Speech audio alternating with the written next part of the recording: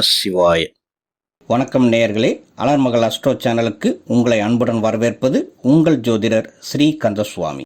மே மாத ராசி பலன்களை தற்போது பார்க்கலாம். மாத முதல் நாளில் படத்தில் காட்டியுள்ளதுபடி மேசத்தில் சூரியன் உச்ச நிலையிலும் கூடவே புதன் கிரகமும் உள்ளது. சுக்கிரன் ரிஷபத்தில் ஆட்சி பலத்துடனும், மிதுனத்தில் குருவும், சிம்மத்தில் கேதுவும், துலாம் ராசியில் சந்திரனும், கும்பத்தில் ராகுவும், மீனத்தில் சனி மற்றும் செவ்வாய் இருக்கும்.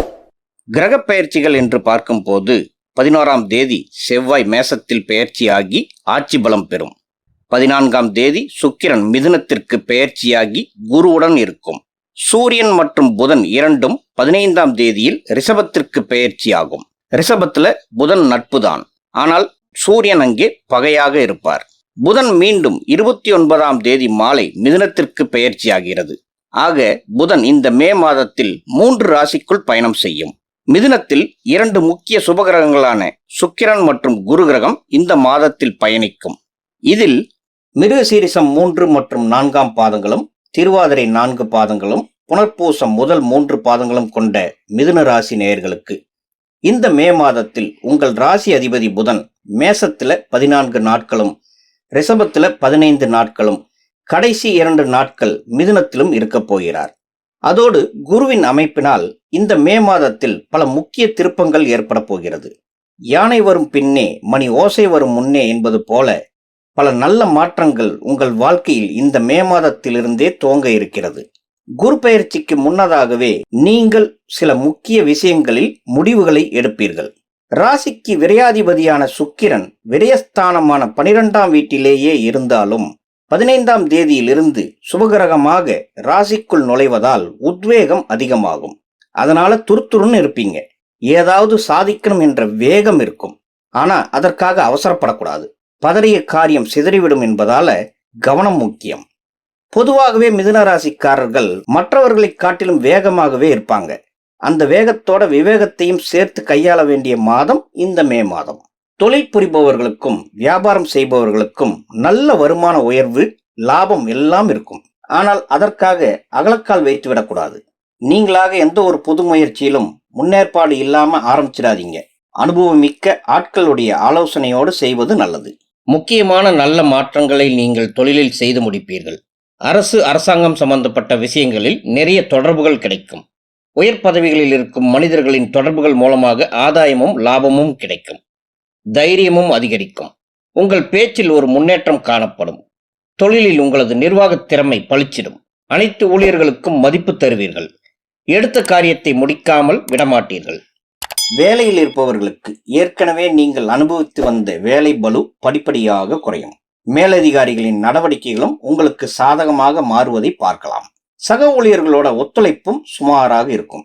சீருடை பணியாளர் துறையில் இருப்பவர்களுக்கு, அதாவது போலீஸ், மிலிட்டரி, செக்யூரிட்டி சர்வீஸ் போன்ற வேலையில் இருப்பவர்களுக்கு நல்ல முன்னேற்றம் காணப்படும்.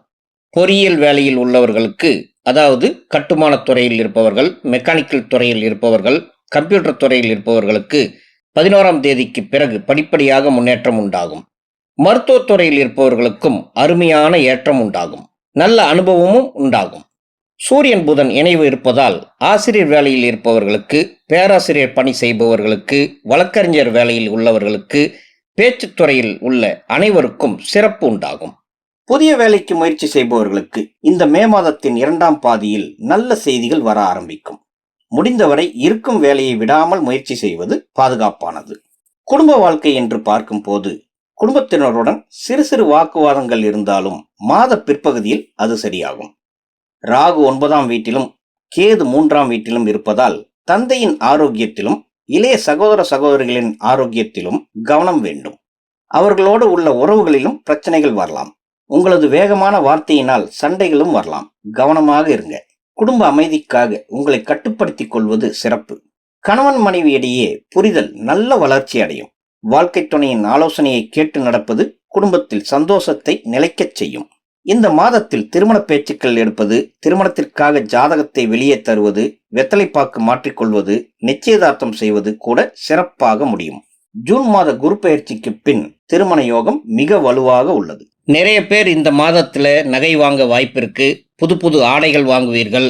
அடுத்து வரும் சுப நிகழ்ச்சிகளுக்கு தேவையான பொருட்கள் வாங்குவீங்க. வண்டி வாகனம் வாங்கும் யோகமும் இருக்கு. வீடு கட்டுமானத்திற்கு செலவு செய்வது அல்லது புது வீடு வாங்குவது அல்லது இடம் வாங்குவது பலருக்கு இந்த மாதத்தில் கூடி வரும். ஆக செய்யும் செலவுகள் அர்த்தமுள்ளதாக, நியாயமானதாக, சுப செலவுகளாக இருக்கும். சிலருக்கு வெளியூர், வெளிமாநிலம் அல்லது வெளிநாடு சுற்றுலா சென்று வரக்கூடிய யோகமும் உண்டாகும். பூர்வீக சம்பந்தப்பட்ட சொத்து விவகாரங்கள் ஏதேனும் இருந்தால் அதை தற்போது பெரிதுபடுத்தாமல் இருப்பது நல்லது. குழந்தை பாக்கியத்திற்கு காத்திருப்பவர்களுக்கு இந்த மாதம் 5ஆம் அதிபதி சுக்கிரன் மாத ஆரம்பத்தில் 12ஆம் வீட்டில் இருந்தாலும் 14ஆம் தேதியிலிருந்து ராசிக்குள் நுழைவதாலும் குருவின் பார்வை பஞ்சமஸ்தானத்தில் விழுவதாலும் மருத்துவத்தின் மூலமாக முயற்சிப்பவர்களுக்கும் புதிதாய் இயற்கையாக குழந்தைக்காக முயற்சிப்பவர்களுக்கும் நல்ல செய்தி உண்டாகும். 5க்குடைய சுக்கிரன் 12ஆம் வீட்டில் இருப்பதால் காதலிப்பவர்களுக்கு இந்த மே மாதம் சாதகமாக இல்லை. சிறு சண்டைகள், சந்தேகங்கள் கூட பெரிய அளவில் பாதிப்புகளை தரும் அமைப்பு உள்ளது. பேசும் வார்த்தைகளில் நிதானம் அவசியம். மிதுன ராசியில் பிறந்த மாணவர்களுக்கு மேலும் என்ன படிக்கலாம், எந்த துறை படிப்பை தேர்ந்தெடுக்கலாம் என்பதை முடிவெடுக்கும் காலம் இது. உங்களுக்கு படிப்பின் அடுத்த கட்டத்திற்கு செல்வதற்கு உங்கள் ஆசிரியர்களின் அறிவுரையும் உங்களுக்கு நன்மையாக இருக்கும். மேல் படிப்பிற்கு வெளிநாடு செல்ல முயற்சிப்பவர்களுக்கும் இது சிறப்பான மாதமாகும். பெண்கள் மற்றும் இல்லத்தரசிகளுக்கு பலவிதமான மன உளைச்சல்கள் கடந்த 6 மாதங்களாகவே இருந்திருக்கும். இந்த மாதத்தில் இருந்து அந்த மன உளைச்சல் குறையும். குடும்பத்தில் யாராவது ஆதரவு, நம்பிக்கைக்கரம் நீட்டுவார்கள். நீங்கள் திட்டமிட்ட காரியங்கள் நடக்க ஆரம்பிக்கும். பணத்தேவைகள் பூர்த்தியாகும். கடன் பிரச்சனையும் குறையும். உங்களை மற்றவர்கள் புரிந்து கொள்ளும் தருணம் வந்துவிட்டது. பெரியவர்களின் ஆசிகளும் கிடைக்க ஆரம்பிக்கும். முதியவர்களுக்கு 10ல் சனி 12ஆம் வீட்டை பார்ப்பதால் உங்களை தூண்டிக்கொண்டே இருக்கும். தூக்கத்தை குறைத்துவிடும். சுறுசுறுப்பாக செயல்பட்டாலும் அதற்கு உடலும் ஒத்துழைக்கணும் இல்லையா? எதையாவது செய்து கொண்டே இருப்பீர்கள். பயணங்களும் அதிகமாகும். அதனால ஆரோக்கியத்துல கவனம் வேண்டும். மிதுனத்திற்கு ஆரோக்கிய ரீதியாக பார்க்கும் போது சிறிய அளவில் செரிமான கோளாறு அல்லது கால்வலி தொடர்பான பிரச்சனைகள் வரலாம். பெரிய பாதிப்புகள் எதுவும் காட்டவில்லை. செவ்வாயும் லாபஸ்தானத்தில் இருக்கும். ராகு கேதுவும் பெரிய தாக்கத்தை தரவில்லை என்பதால் உங்களுக்கு ஆரோக்கியம் நன்றாகவே இருக்கும். இந்த மாதத்திற்கான அதிர்ஷ்ட நிறம் வெள்ளை மற்றும் பச்சை. அதிர்ஷ்ட எண்கள் 3, 5, 6. மிதுன ராசிக்காரர்களுக்கு இந்த மே மாதத்தில் வரக்கூடிய 7ஆம் தேதி, 8ஆம் தேதி சந்திராஷ்டமம் நிலவுவதால் இந்த நாட்களில் தொலைதூர பயணம் மற்றும் புதிய முதலீடுகள் செய்யாமல் இருப்பது நல்லதாகும். இந்த மே மாதத்தில் புதன்கிழமையிலோ சனிக்கிழமைகளிலோ மகாவிஷ்ணுவிற்கு துளசி மூலமாக அர்ச்சனை செய்வது தடைகளை நீக்கி நன்மைகளை தரும். ஆக இந்த மே மாதம் பல நிறைவான மாற்றங்களை கொண்டு வரும். நேயர்களே, இப்ப நீங்கள் பார்த்தது உங்கள் ராசிக்கான பொதுவான கோச்சார பலன்கள். உங்கள் தனிப்பட்ட ஜாதகத்தில் உள்ள கிரகநிலைகள், என்ன லக்னம், தற்போது என்ன தசாபுத்தி நடந்து கொண்டுள்ளது என்பதை பொறுத்து பலன்கள் கொஞ்சம் மாறுபடும். அதனால இந்த பொது ராசி பலனை நீங்கள் உங்களுக்கான முழுமையான பலனாக நினைத்துக் கொள்ளக்கூடாது. உங்கள் தனிப்பட்ட ஜாதக பலனை பார்க்க எங்கள் வாட்ஸ்அப் எண்ணிற்கு மெசேஜ் பண்ணுங்க. சிறு கட்டணத்திற்கு உட்பட்டதுதான். நன்றி. வாழ்க வளமுடன். ஓம் நம சிவாய்.